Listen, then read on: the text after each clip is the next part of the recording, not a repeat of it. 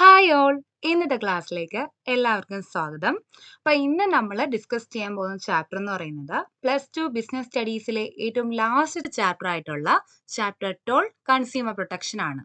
അതിലെ കുറച്ച് ടോപ്പിക്സ് ആണ് ഇന്ന് ഞാൻ കവർ ചെയ്യാൻ പോകുന്നത്. അപ്പോൾ ഏതൊക്കെ ടോപ്പിക്സ് ആണ് എന്ന് നമുക്ക് നോക്കാം. ആരാണ് consumer, consumer protection meaning and അതിൻ്റെ importance, legal protection to consumer, അതായത് നമ്മുടെ ഗവൺമെന്റ് ഇഷ്യൂ ചെയ്തിട്ടുള്ള കുറച്ച് ആക്ടുകൾ അല്ലെങ്കിൽ എന്താണ് ലോസ്, ആരെ പ്രൊട്ടക്ട് ചെയ്യാൻ വേണ്ടിയിട്ട്, കൺസ്യൂമറിനെ പ്രൊട്ടക്ട് ചെയ്യാനായിട്ടുള്ളത്. പിന്നെ കൺസ്യൂമറിന്റെ അവകാശങ്ങൾ, കൺസ്യൂമർ റൈറ്റ്സ്. അപ്പൊ ഈ 4 ടോപ്പിക്കാണ് ഇന്നത്തെ ക്ലാസ്സിൽ നമ്മൾ ഡിസ്കസ് ചെയ്യാൻ പോകുന്നത്. അപ്പൊ എല്ലാവരും റെഡി അല്ലേ പഠിക്കാൻ? ആരാണ് കൺസ്യൂമർ? നിങ്ങൾ എല്ലാവരും കൺസ്യൂമർ ആണല്ലേ, ഉപഭോക്താക്കളാണല്ലേ. നിങ്ങൾ എല്ലാവരും കടയിൽ പോയി സാധനം മേടിക്കാറില്ലേ? സാധനം എങ്ങനെയാണ് മേടിക്കുന്നത്? എന്തെങ്കിലും പൈസ കൊടുത്തിട്ടാണ് നിങ്ങൾ സാധനം മേടിക്കാറുള്ളത്. അതേപോലെ എന്താണ്, നിങ്ങൾ സർവീസ് നിങ്ങൾക്ക് കിട്ടാറില്ലേ, അല്ലെങ്കിൽ സർവീസ് നിങ്ങൾ അവൈൽ ചെയ്യാറില്ലേ? ഇപ്പൊ അവൈൽ ചെയ്യുമ്പോൾ നിങ്ങൾ എന്ത് കൊടുക്കാറുണ്ട്? ഒരു സർവീസ് ചാർജ് കൊടുക്കാറുണ്ട് അല്ലേ, ഒരു കൺസിഡറേഷൻ അല്ലെങ്കിൽ ഒരു പ്രതിഫലം നിങ്ങൾ കൊടുക്കാറുണ്ട്. അപ്പം ഏതൊരു വ്യക്തിയെയും ഇങ്ങനെ സാധനം മേടിക്കുമ്പോൾ കൺസിഡറേഷൻ കൊടുത്ത് സാധനം മേടിക്കുകയും അതേപോലെ എന്താണ് സേവനങ്ങൾ മേടിക്കുകയും ചെയ്യുന്ന ഏതൊരു വ്യക്തിയെയും നമുക്ക് എന്ത് പറയാം? കൺസ്യൂമർ എന്ന് പറയാം. Okay, any person who buys any goods against consideration is a consumer. അതേപോലെ തന്നെ any person who hires or avails of any services against consideration is also a consumer. എന്താണ് കൺസ്യൂമർ പ്രൊട്ടക്ഷൻ? കൺസ്യൂമർ എന്താണെന്ന് നമ്മൾ പഠിച്ചു കഴിഞ്ഞു. അപ്പൊ പ്രൊട്ടക്ഷൻ എന്ന് പറഞ്ഞാൽ എന്താണ്? സംരക്ഷിക്കുക. അപ്പൊ കൺസ്യൂമറിനെ സംരക്ഷിക്കുക എന്ന് പറയുന്നത് ഒരു ബിസിനസിനെ സംബന്ധിച്ച് ഇമ്പോർട്ടന്റ് ആയിട്ടുള്ള ഒരു കാര്യമാണ് അല്ലെ. നമ്മൾ സിംപ്ലി പറഞ്ഞാൽ കൺസ്യൂമർ പ്രൊട്ടക്ഷൻ എന്ന് പറയുന്നത് to protect and promote the interest of consumers. കൺസ്യൂമറിന്റെ ഇൻട്രസ്റ്റ് സംരക്ഷിക്കുക, അവരെ സേഫ് ഗാർഡ് ചെയ്യുക. ഏതൊരു ഡിസിഷൻ ബിസിനസ് എടുത്താലും ആ ഡിസിഷൻ എൻറ്റയർലി എന്തിനായിരിക്കണം ഫോക്കസ് ചെയ്യുന്നത്? കൺസ്യൂമറിന്റെ സേഫ്റ്റി എൻഷുർ ചെയ്തിട്ടുള്ള ഡിസിഷൻ ആയിരിക്കണം അല്ലേ. അതേപോലെ തന്നെ ഈ ഒരു തീരുമാനങ്ങളൊക്കെ എന്താണ്? വോളണ്ടറി ആയിട്ട് എടുക്കണം അല്ലെ. ഒരു ബിസിനസ് വോളണ്ടറി ആയിട്ട് എടുക്കണം. അപ്പൊ അങ്ങനെയുള്ള എല്ലാ ആക്ടിവിറ്റീസിനെയും നമുക്ക് എന്ത് പറയാം? കൺസ്യൂമർ പ്രൊട്ടക്ഷൻ എന്ന് പറയാം.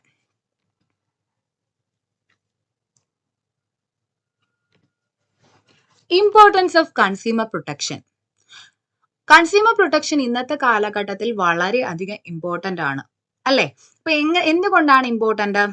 ഒരു കൺസ്യൂമർ പ്രൊട്ടക്ഷൻ ഉറപ്പ് വരുത്തി കഴിഞ്ഞാൽ നമ്മുടെ സൊസൈറ്റിയിൽ അല്ലെങ്കിൽ ഒരു ബിസിനസ് സ്ഥാപനം ഒരിക്കലും നമ്മളോട് എന്താണ് ഒരു അൺഫെയർ ആയിട്ടുള്ള ട്രേഡ് പ്രാക്ടീസസ് നമ്മളോട് കാണിക്കത്തില്ല അല്ലെ. ഇപ്പൊ നമുക്കൊരു ഡിഫക്റ്റീവ് പ്രോഡക്ട്സുകളോ അല്ലെങ്കിൽ ഒരു സേഫ്റ്റി അല്ലാത്ത ഒരു പ്രോഡക്റ്റുകളോ എന്താണ് പ്രൊഡ്യൂസ് ചെയ്ത് കൺസ്യൂമേഴ്സിന് കൊടുക്കത്തില്ല. കൺസ്യൂമർ പ്രൊട്ടക്ഷൻ കൊണ്ടുവന്നതിലൂടെ കൺസ്യൂമർ ഓർഗനൈസേഷനുകൾ എന്താണ് കൺസ്യൂമറിന് അവയർനെസ് കൊടുക്കുകയും അവർക്ക് എന്താണ് കൺസ്യൂമർ അവകാശങ്ങളെ കുറിച്ച് അവർക്ക് ബോധവൽക്കരണം ചെയ്യുകയും ചെയ്യുന്നു. അപ്പൊ അങ്ങനെ വരുമ്പോൾ എന്താണ് കൺസ്യൂമറിന്റെ റൈറ്റുകൾ ഇവർക്ക് തിരിച്ചറിയാനുള്ള ഒരു ശേഷി ഉണ്ടാവുകയും അവരുടെ റൈറ്റുകൾ അവർക്ക് എന്താണ് ചോദിച്ചു മേടിക്കാനും പറ്റും. അപ്പൊ കൺസ്യൂമർ പ്രൊട്ടക്ഷൻ വളരെയധികം ഇമ്പോർട്ടന്റ് ആണ്. പിന്നെ ഒരു ബിസിനസ് എവിടെയാണ് എക്സിസ്റ്റ് ചെയ്യുന്നത്? എപ്പോഴും എക്സിസ്റ്റ് ചെയ്യുന്നത് എവിടെയാണ്? ഒരു സൊസൈറ്റിയിലാണല്ലേ, അല്ലെങ്കിൽ കമ്മ്യൂണിറ്റിയിലാണല്ലേ. അപ്പൊ ബിസിനസ് കൺസ്യൂമർ പ്രൊട്ടക്ഷൻ ഉറപ്പുവരുത്തി അവരുടെ സാധനങ്ങൾ പ്രൊഡ്യൂസ് ചെയ്യുക അല്ലെങ്കിൽ എന്താണ് കൺസ്യൂമേഴ്സിനും കൊടുക്കുക. അങ്ങനെ ചെയ്യുമ്പോൾ എന്താണ് അവരുടെ ആ ഒരു ബിസിനസ് സ്ഥാപനത്തിന്റെ സൽപ്പേര് കൂടും അല്ലെ. സൽപ്പേര് കൂടുന്നതിനോടൊപ്പം തന്നെ എന്താണ് ആ സാധനങ്ങൾ മേടിക്കാൻ കുറെ ആൾക്കാർ വരും, അവരുടെ പ്രോഫിറ്റ് കൂടും. അതേപോലെ തന്നെ ഈ ബിസിനസ്സിന് ദീർഘകാലം എക്സിസ്റ്റ് ചെയ്യാൻ വേണ്ടി പറ്റും. അപ്പൊ കൺസ്യൂമർ പ്രൊട്ടക്ഷൻ ഒരു ബിസിനസിനെ സംബന്ധിച്ച് വളരെയധികം ഇമ്പോർട്ടന്റ് ആയിട്ടുള്ള ഒരു കാര്യമാണ്.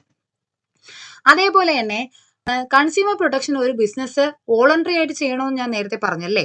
അതേപോലെ തന്നെ കൺസ്യൂമർ പ്രൊട്ടക്ഷൻ എന്ന് പറയുന്നത് ഒരു ബിസിനസിന്റെ സോഷ്യൽ റെസ്പോൺസിബിലിറ്റി ആണ്, സാമൂഹിക ഉത്തരവാദിത്തമാണ് അല്ലെ. അതെല്ലാം പ്രൊട്ടക്ട് ചെയ്യുക. അപ്പൊ അങ്ങനെ പ്രൊട്ടക്ട് ചെയ്യുമ്പോൾ ഒരു ബിസിനസ്സിന് നേരത്തെ പറഞ്ഞ പോലെ എന്താണ് വളരെ കാലം നിലനിൽക്കാൻ വേണ്ടി പറ്റും. അതേപോലെ തന്നെ കൺസ്യൂമേഴ്സ് എന്ത് ചെയ്യത്തില്ല, ഈ ഒരു ബിസിനസ് സ്ഥാപനത്തിനെ എന്താണ് യാതൊരുവിധ രീതിയിലും തടസ്സപ്പെടുത്തത്തില്ല.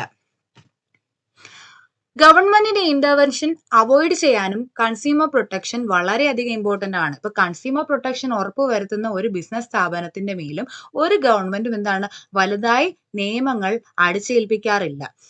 ഇപ്പൊ ഫോർ എക്സാമ്പിൾ ഒരു ബിസിനസ് സ്ഥാപനം എങ്ങനെയാണ് പ്രവർത്തിക്കുന്നതെന്ന് വെച്ചാൽ ഇപ്പം ഒരു മായം കലർത്തിയ ഗുഡ്സ് ആണ് അവര് ആൾക്കാർക്ക് വിൽക്കുന്നെന്ന് വെച്ചോ. അപ്പൊ അങ്ങനെ ഒരു വിൽപ്പന നടക്കുന്നുണ്ട് എന്നറിഞ്ഞ് ഗവൺമെന്റ് വന്നാൽ എന്ത് ചെയ്യും? ആ ബിസിനസ് സ്ഥാപനത്തിനെ അടിച്ചു പൂട്ടും, അല്ലെങ്കിൽ എന്താണ് അവർക്ക് മേലെ കുറെ എന്താണ് കേസ് എടുക്കും. അങ്ങനെ ഫയൽ ചെയ്യുമ്പോൾ എന്താണ് ഗവൺമെന്റ് കുറെ എന്താണ് ഇന്റർവെൻഷൻ, അവരുടെ ഇടപെടൽ അവിടെ കൂടുതലായിരിക്കും. അപ്പൊ അങ്ങനെ ഒരു ഇന്റർവെൻഷൻ കൂടാതിരിക്കാൻ എന്ത് ചെയ്യുക? കൺസ്യൂമർ പ്രൊട്ടക്ഷൻ ഉറപ്പുവരുത്തുക. ഉറപ്പുവരുത്തി കഴിഞ്ഞാൽ we can say that the consumer protection is important. അപ്പൊ ഇമ്പോർട്ടൻസ് ഓഫ് കൺസ്യൂമർ പ്രൊട്ടക്ഷൻ എന്താണെന്ന് മനസ്സിലായോ? Legal protection to consumers. ഞാൻ പറഞ്ഞു എന്താണ്, നമ്മുടെ ഗവൺമെന്റ് കുറെ ആക്ടുകൾ അല്ലെങ്കിൽ എന്താണ് ലോസ് പാസ്സാക്കിയിട്ടുണ്ട് ഫോർ പ്രൊട്ടക്ടിങ് ദ കൺസ്യൂമേഴ്സ് അല്ലെ. അപ്പൊ അത് ഏതൊക്കെ ആക്ടുകളാണെന്ന് നമുക്ക് നോക്കാം. First one, the consumer protection act 1986. വളരെ പ്രധാനപ്പെട്ട ഒരു ആക്ട് ആണ് ഇത്, the consumer protection act, CPA എന്ന് പറയുന്നത്. ഈ ആക്ട് കൊണ്ടുവന്നതിന്റെ പ്രധാന ഉദ്ദേശം എന്ന് പറയുന്നത് എന്തിനു വേണ്ടിയിട്ടാ? To protecting the rights of consumers. കൺസ്യൂമേഴ്സിന്റെ അവകാശങ്ങളെ പ്രൊട്ടക്ട് ചെയ്യാൻ വേണ്ടിയിട്ട് കൊണ്ടുവന്ന ആക്ട് ആണ്. ഈ ആക്ട് പ്രകാരം കുറെ അവകാശങ്ങൾ കൺസ്യൂമേഴ്സിന് ഉണ്ട് എന്ന് പറയുന്നുണ്ട്. ഏതൊക്കെയാണ് ആ അവകാശങ്ങൾ? Right to safety, right to information, right to choose, right to heard, right to seek redressal and right to education. ഇതിന്റെ ഡീറ്റെയിൽ ആയിട്ട് നമ്മൾ കുറച്ച് കഴിഞ്ഞിട്ട് പഠിക്കുന്നതാണ്. അപ്പൊ ഈ ആക്ട് വന്നത് 1986-ലാണെങ്കിലും ഇത് നിലവിൽ വന്നത് 1 ജൂലൈ 1987 ആണ്. ഈ ആക്ടിന്റെ ഡേറ്റ് ഓർത്ത് വയ്ക്കുക. വളരെ ഇമ്പോർട്ടന്റ് ആയിട്ടുള്ള ഒരു ആക്ട് ആണിത്. ചിലപ്പോൾ എക്സാമിന് ചോദിക്കും. Second one, the sale of goods act 1930. ഈ ആക്ട് പ്രകാരം ഏതൊരു സെല്ലറും അവര് പ്രൊഡ്യൂസ് ചെയ്യുന്ന ഗുഡ്സ് എന്ന് പറയുന്നത് സേഫ്റ്റി എൻഷുർ ചെയ്തിട്ടുള്ളതായിരിക്കണം. അതേപോലെ തന്നെ ആ ഒരു സാധനം അയാൾ മേടിക്കുക, ഒരു ബയ്യർ മേടിക്കുമ്പോൾ എന്ത് ചെയ്യുക? എന്തെങ്കിലും കേടുപാട് സംഭവിച്ചിട്ടുണ്ടെങ്കിൽ ആ സെല്ലർ എന്ത് ചെയ്യുക? എന്തെങ്കിലും റിലീഫായിട്ട് കോമ്പൻസേഷൻ എന്തെങ്കിലും കൊടുത്തിരിക്കണം ഈ ആക്ട് പ്രകാരം. ഇപ്പൊ കൺസ്യൂമറിനെ പ്രൊട്ടക്ട് ചെയ്യാനുള്ള സെക്കൻഡ് ആക്ട് ആണ് ഇത്, the sale of goods act 1930. The next act is the Contract Act 1872. ഞാൻ പറഞ്ഞു ഏതൊരു പേഴ്സണും കൺസ്യൂമർ ആവാം എന്ന് പറഞ്ഞായിരുന്നു അല്ലെ. എന്താണ് കൺസ്യൂമറിന്റെ ഡെഫിനേഷൻ എന്ന് ഞാൻ പറഞ്ഞായിരുന്നു. അപ്പൊ ഒരു ബിസിനസ് സ്ഥാപനവും എന്താണ് ഒരു കൺസ്യൂമർ ആയിക്കൂടെ? ഇപ്പൊ സോൾ പ്രൊപ്രൈറ്റർ ഒന്ന് എടുക്കുക. അതായത് ഒരു സിംഗിൾ ഓണർഷിപ്പ് ഉള്ള ഒരു ബിസിനസ് സ്ഥാപനം. അയാള് വേറൊരു ഏതെങ്കിലും ഒരു ബിസിനസ് സ്ഥാപനവുമായിട്ട് എന്തെങ്കിലും സാധനം അങ്ങോട്ട് അല്ലെങ്കിൽ റോ മെറ്റീരിയൽസ് വാങ്ങിക്കാൻ വേണ്ടിയിട്ട് ഒരു കോൺട്രാക്റ്റിൽ ഏർപ്പെട്ടു. അതിൽ ഒരാൾ എന്തെങ്കിലും തട്ടിപ്പ് നടത്തി കഴിഞ്ഞാൽ മറ്റൊരാളും, അതായത് ആ കൂടെ ഉണ്ടായിരുന്ന ആ കോൺട്രാക്റ്റിലുള്ള അടുത്ത ആളും പെടും. ഓക്കെ. അപ്പൊ എന്തെങ്കിലും കേസ് വന്നാൽ ആ കോൺട്രാക്റ്റിൽ ഉൾപ്പെട്ട 2 പേരും അതില് ഈക്വലി റെസ്പോൺസിബിൾ ആണ്. അതാണ് ദ കോൺട്രാക്ട് ആക്ട് 1872 എന്ന് പറയുന്നത്. The essential commodities act 1955. നമുക്കറിയാം കുറച്ച് ഇമ്പോർട്ടന്റ് ആയിട്ടുള്ള അല്ലെങ്കിൽ എസെൻഷ്യൽ ആയിട്ടുള്ള കമ്മോഡിറ്റീസ് ഉണ്ടല്ലേ. ആ കമ്മോഡിറ്റീസിന്റെ പ്രത്യേകത എന്താണ്? അത് ഇൻഫ്ലേറ്ററി ആയിട്ടുള്ള ട്രെൻഡുള്ള പ്രോഡക്റ്റുകളായിരിക്കും. ഫോർ എക്സാമ്പിൾ ഫുഡ് പ്രോഡക്റ്റുകൾ അറിയാലോ. നമ്മൾ പച്ചക്കറി ആവട്ടെ അല്ലെങ്കിൽ നമ്മൾ കഴിക്കുന്ന ധാന്യമാവട്ടെ, അതിന്റെ പ്രൈസ് എന്ന് പറയുന്നത് എങ്ങനെയായിരിക്കും? എപ്പോഴും കൂടിയായിരിക്കും ഇരിക്കുന്നത് അല്ലെ. അപ്പൊ അങ്ങനത്തെ ഒരു പ്രോഡക്റ്റുകളെ എന്താണ്, പ്രോഡക്റ്റിന്മേൽ കൺട്രോൾ ഏർപ്പെടുത്തിയിട്ടുണ്ട് ഗവൺമെന്റ്. ഓക്കെ. അപ്പൊ ഈ ഒരു എസെൻഷ്യൽ കമ്മോഡിറ്റീസ് ആക്ട് 1955 പ്രകാരം എന്താണ്, അങ്ങനത്തെ പ്രോഡക്റ്റിന്മേൽ ഗവൺമെന്റ് കുറച്ച് പ്രൊഡക്ഷൻ കൺട്രോള് ഏർപ്പെടുത്തിയിട്ടുണ്ട്. അത് കൺസ്യൂമറിന്റെ ഇൻട്രസ്റ്റ് അല്ലെങ്കിൽ എന്താണ് കൺസ്യൂമറിനെ പ്രൊട്ടക്ട് ചെയ്യാൻ വേണ്ടിയിട്ടാണ്. The agricultural produce grading and marking act 1937. ഇത് നിങ്ങൾ എല്ലാവരും കേട്ടിട്ടുള്ള ഒരു വൺ ഓഫ് ദ ആക്ട് ആണ്. അക്മാർക്ക് എന്ന് പറഞ്ഞാൽ കുറച്ചും കൂടെ നിങ്ങൾക്ക് കത്തി കാണും. ഈ ഒരു സിമ്പിൾ നിങ്ങൾ ശ്രദ്ധിച്ചായിരുന്നു ആ സൈഡിലുള്ളത്? ഇത് ഏതെങ്കിലും പ്രോഡക്റ്റിൽ നിങ്ങൾ കണ്ടിട്ടുണ്ടോ? നമ്മൾ ഗീ ഒക്കെ മേടിക്കുമ്പോൾ ഇത് പുറത്ത് കവർ ചെയ്ത് ഒട്ടിച്ചിരിക്കും.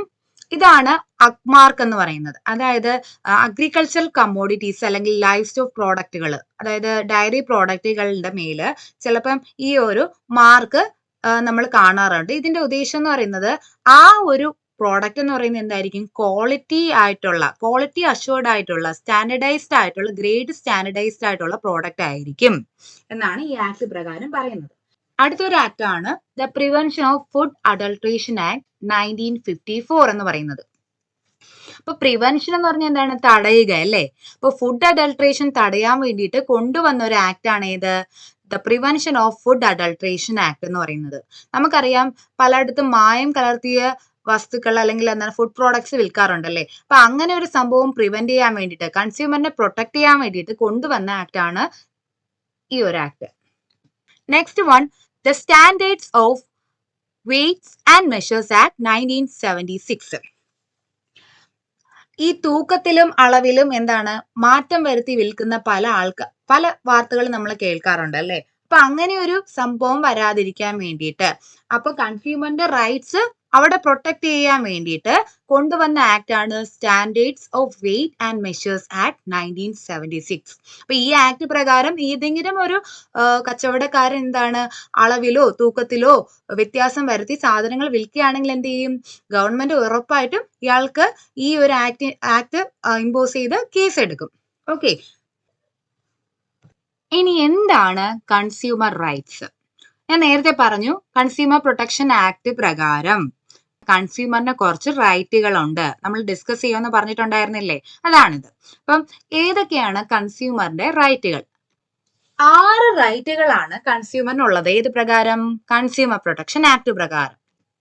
First one is right to safety. നമുക്കറിയാം ഏതൊരു വസ്തു ഒരു മാനുഫാക്ചർ പ്രൊഡ്യൂസ് ചെയ്യുമ്പോഴും അല്ലെങ്കിൽ നമുക്ക് തരുമ്പോഴും എന്ത് ചെയ്യുക? സേഫ്റ്റി എൻഷുർ ചെയ്യുക. അപ്പം ഒരു സേഫ്റ്റി എൻഷുർഡ് ആയിട്ടുള്ള പ്രോഡക്റ്റ് നമുക്ക് കിട്ടുക എന്ന് പറയുന്നത് റൈറ്റ് ഓഫ് കൺസ്യൂമർ ആണ്. അടുത്തൊരു റൈറ്റ് ആണ് റൈറ്റ് ടു ബി ഇൻഫോംഡ്. നിങ്ങൾക്കറിയാലോ, നിങ്ങൾ ഒരു സാധനം മേടിക്കുമ്പോൾ ആ സാധനത്തിന്റെ ബാക്കിൽ, ഇപ്പൊ ഏതെങ്കിലും ഒരു മാഗി പാക്കറ്റ് ആവട്ടെ അല്ലെങ്കിൽ എന്തെങ്കിലും ലേസോ ആവട്ടെ, അതിന്റെ ബാക്കിൽ അതിന്റെ ഇൻഗ്രീഡിയൻസിന്റെ ഡീറ്റെയിൽസ്, അതിനെക്കുറിച്ചുള്ള ഇൻസ്ട്രക്ഷൻസ്, അതിന്റെ ഇൻഫോർമേഷൻസ് എല്ലാം അത് കൊടുത്തിരിക്കും. അപ്പൊ കൺസ്യൂമറിന്റെ റൈറ്റ് ആണ് ഏത് പ്രോഡക്റ്റ് ആവട്ടെ, എന്ത് സർവീസസ് ആവട്ടെ, അപ്പൊ നിങ്ങൾക്ക് അതിനെക്കുറിച്ചുള്ള ഇൻഫർമേഷൻ കിട്ടുക എന്ന് പറയുന്നത് കൺസ്യൂമറിന്റെ അവകാശമാണ്. Right to choose. നിങ്ങൾക്കറിയാം ഒരു കടയിൽ പോയ പല തരത്തിലുള്ള പ്രോഡക്റ്റുകൾ ഉണ്ടല്ലേ? അപ്പൊ നിങ്ങൾക്ക് ഏത് വേണോ നിങ്ങൾക്ക് ചൂസ് ചെയ്യാം. ഒരാൾ നിങ്ങളടുത്ത് വന്ന് പറയാണ് ഈ പ്രോഡക്റ്റ് എടുക്കരുത്, ഇത് മാത്രമേ നിങ്ങൾ എടുക്കാവൂ. നിങ്ങൾ സമ്മതിക്കോ? ഇല്ല. കാരണം നിങ്ങളുടെ അവകാശമാണ് നിങ്ങൾക്ക് ഇഷ്ടപ്പെട്ട പ്രോഡക്റ്റ് ചൂസ് ചെയ്ത് എടുക്കുക എന്ന് പറയുന്നത്. അപ്പൊ റൈറ്റ് ടു ചൂസ് എന്ന് പറയുന്നത് one of the right of consumer ആണ്. അടുത്ത റൈറ്റ് ടു ബി ഹേർഡ്. നിങ്ങൾക്ക് എന്തെങ്കിലും ഒരു സാധനം മേടിക്കുമ്പോൾ നിങ്ങൾക്ക് എന്തെങ്കിലും പരാതിയുണ്ട്. അപ്പൊ നിങ്ങളുടെ പരാതി പറയാനുള്ള അവകാശം നിങ്ങൾക്കുണ്ടല്ലേ? അപ്പൊ റൈറ്റ് ടു ബി ഹേർഡ് എന്ന് പറയുന്നത് കൺസ്യൂമറുടെ റൈറ്റ് ആണ്. Right to seek redressal. നിങ്ങൾ പരാതിപ്പെട്ടു. റൈറ്റ് ടു ബി ഹേർഡ് എന്ന് പറഞ്ഞാൽ പരാതിപ്പെട്ടു അല്ലേ? പെട്ടതിന് ശേഷം നിങ്ങൾക്ക് അതിന്റെ നടപടി കിട്ടണ്ടേ അല്ലേ? ഇപ്പൊ നിങ്ങൾക്ക് എന്തെങ്കിലും ഇപ്പൊ നിങ്ങൾക്കൊരു മിക്സി ഉണ്ടായിരുന്നു, അത് കേടായി പൊട്ടിത്തെറിച്ചു എന്ന് വെച്ചോ. ഇപ്പൊ നിങ്ങൾ അടിച്ചുകൊണ്ടിരുന്നപ്പോ അത് ഒന്ന് സ്പാർക്ക് ചെയ്തൊന്ന് ഫ്യൂസ് ആയിപ്പോയി. അപ്പം നിങ്ങൾക്ക് എന്തെങ്കിലും ചെറുതായിട്ടൊന്ന് മുറിയൊക്കെ ചെയ്തു. നിങ്ങൾ അത് കടയിൽ കൊണ്ട് കൊടുത്തു, പരാതിപ്പെട്ടു. കടയിൽ കൊണ്ട് കൊടുത്താൽ നിങ്ങൾക്ക് എന്ത് കിട്ടണം? അതിന്റെ കോമ്പൻസേഷനോ അല്ലെങ്കിൽ ഹോസ്പിറ്റലിനുള്ള മെഡിക്കൽ ക്ലെയിമോ എന്തെങ്കിലും കിട്ടണം അല്ലേ? അപ്പൊ ആ ഒരു റിലീഫ് കിട്ടാനുള്ള അവകാശവും ആർക്കുണ്ട്? കൺസ്യൂമറിനും ഉണ്ട്. ആൻഡ് ദ ലാസ്റ്റ് റൈറ്റ് എന്ന് പറയുന്നത് റൈറ്റ് ടു കൺസ്യൂമർ എഡ്യൂക്കേഷൻ എന്ന് പറയുന്നതാണ്. ഓക്കെ, കൺസ്യൂമർ എഡ്യൂക്കേഷനുള്ള അവകാശം ആർക്കുണ്ട്? കൺസ്യൂമറിനുണ്ട്. ഞാൻ പറഞ്ഞു കൺസ്യൂമർ ഓർഗനൈസേഷനുകൾ.